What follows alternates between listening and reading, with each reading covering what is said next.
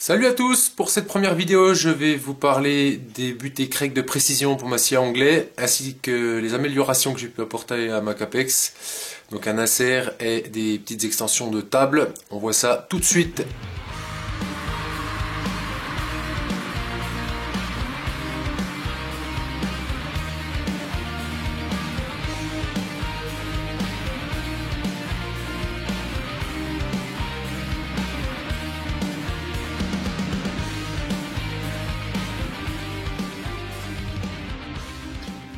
Donc on va commencer à parler des inserts donc, de la table Capex qui d'origine sont en plastique.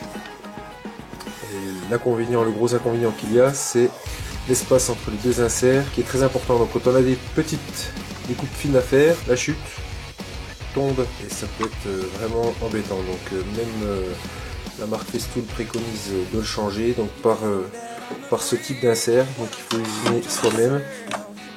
Donc je l'ai fait en chaîne moi-même, donc il faut prendre la profondeur. C'est une petite plaquette de chaîne donc qui vient remplacer l'insert de table existant. Donc on retire les 6 vis, on vient mettre celui-là en place. Donc j'ai retiré mes 6 vis, donc je vais pouvoir enlever les deux inserts en plastique ici et mettre en place donc, un insert de remplacement. Donc il me laissera juste la place de la lame et évitera au maximum aux petites chutes de tomber dans le bâti de la scie. Ensuite, deuxième partie, donc les extensions de table, donc qui permettront ensuite en cas de pièces courtes, puisqu'en fait de série avec la machine on a un seul serre-joint qui est fourni et qui me permettra de glisser les serre-joints Festool ou d'une autre marque à partir du moment où il s'insère dans les rails, de pouvoir insérer le serre-joint et pouvoir tenir mes pièces courtes, éviter de me couper les doigts. Donc ces extensions de table sont identiques. Donc insertion d'un rail dans les plaquettes de bois. Sur le dessous, également un petit rail de type Incra sur lequel va venir coulisser donc des trous carrés. La petite pièce qui sert à fixer, donc on a un débordement de la pièce aluminium qui vient pincer le dessous de la table, voilà, et quand on serre, ça vient tendre la pièce. Alors la mise en place est assez aisée, ici.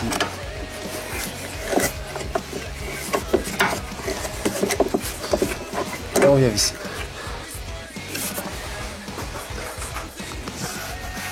Extension de table. Autre amélioration, donc les petites plaquettes en contreplaqué qu'on vient serrer pour faire les découpes des pièces courtes, toujours pareil, toujours pour les pièces courtes, ce qui permet de gagner de l'appui. Et j'ai en plus rajouté le mètre ruban qui me restait, donc le mètre ruban autocollant qui me restait des rails Craig, on verra ça plus tard. Donc ce qui me permet de faire des coupes, voilà, une fois qu'elles sont en place, de part et d'autre de la lame. On a un petit jeu léger, ça me permet de faire des coupes relativement précises. A noter que la capacité d'aspiration est relativement dégradée du fait qu'on réduit énormément la place de l'aspiration, elle n'est plus ouverte que de la largeur de la lame. Ensuite, présentation des rails Craig. Donc ces rails de 60 cm de long sont fournis avec deux rubans en pas métrique adhésifs. Donc on vient fixer sur le rail une fois qu'ils sont fixés sur leur support, on vient coller. Et deux butées, donc une butée qui va des deux côtés de la scie à onglet étant donné qu'elle a deux repères de mesure, une à droite une à gauche, qui sont ajustables avec les deux petites vis noires, pour vraiment être très précis, et une deuxième qui va sur la gauche de la scie, donc qui elle est amovible. Pour la fixation, on a des molettes donc à pas fileter, donc l'embase est percée, on insère la molette et on vient la visser dans l'établi à l'aide de ceci. Ce sont des inserts à visser. Donc on prépare cet établi. Et ensuite, on vient le visser dans l'établi. Donc on met en position. Pour les supports des rails aluminium, on a juste 2 morceaux d'agglomérés stratifiés qui sont collés et vissés à la colle néoprène.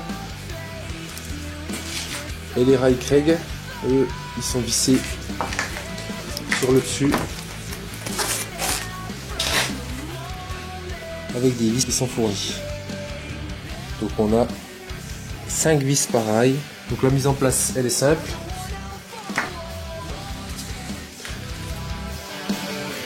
Je pose mon rail, je l'aligne sur mes inserts à visser.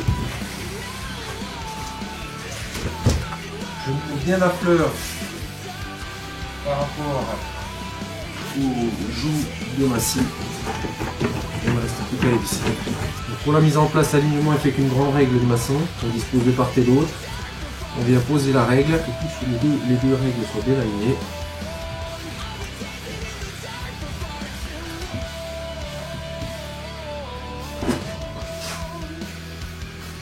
Voilà, c'est fini, la règle est en place.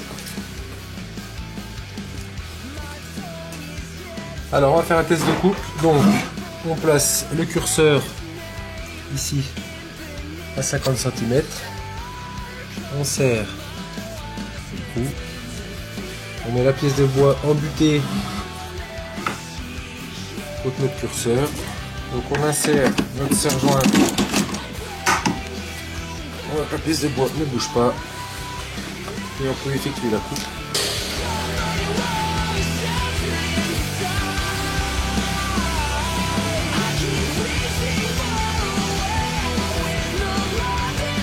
Une coupe nette à 50 cm. Sans aucune prise de mesure. Et on peut effectuer des coupes à répétition et on est certain que nos 2 pièces de bois, 3 pièces de bois, 10 pièces de bois feront exactement la même longueur. Voilà, cette petite vidéo est terminée. J'espère qu'elle vous aura plu. En tous les cas, merci de m'avoir regardé, de m'avoir suivi jusqu'au bout. Et je vous dis à une prochaine. Salut à tous!